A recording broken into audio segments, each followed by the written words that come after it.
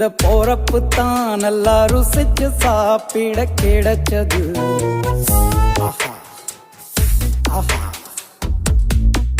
அத நினைச்சுத்தான் மனோ உலகம் முழுவதும் பருக்குது.